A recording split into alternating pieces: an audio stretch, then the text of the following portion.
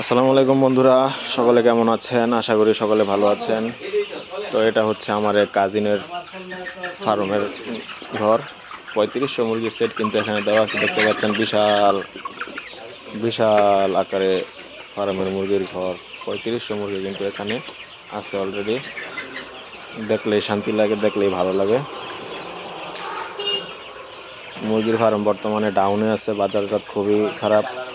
বাচ্চা কিনতে গেলে বাচ্চার দাম বেশি, বেচতে গেলে মুরগি সস্তা, কিন্তু খামারিরা লসের মধ্যে আছে।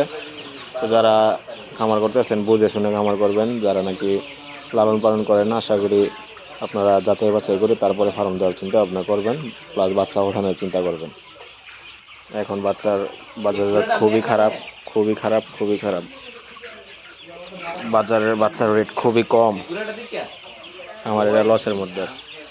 এখানে 3500 মুরগি আছে। তারপরে হচ্ছে ভরসার উপরে হচ্ছে সবকিছু বিশ্বাস যে দাম বাড়তে পারে, আশা আছে যে দাম বাড়তে পারে। এই আশায় কিন্তু আমরা পরিচালনা করছি।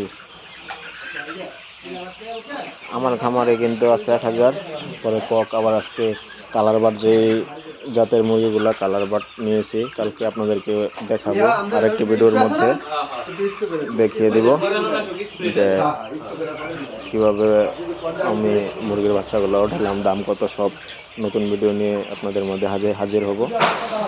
চোখ রাখুন আমার চ্যানেলে। আমার চ্যানেলটিকে, আমার পেজটাকে সবাই ফলো করে দিয়ে সাথে থাকবেন নতুন নতুন ভিডিওর জন্য। নতুন ভিডিও পাওয়ার জন্য পেজটাকে সবাই ফলো দিয়ে রাখবেন। আর আমার এই কাজিনের ফার্মের খামারটা কেমন হলো সেটাও জানাবেন।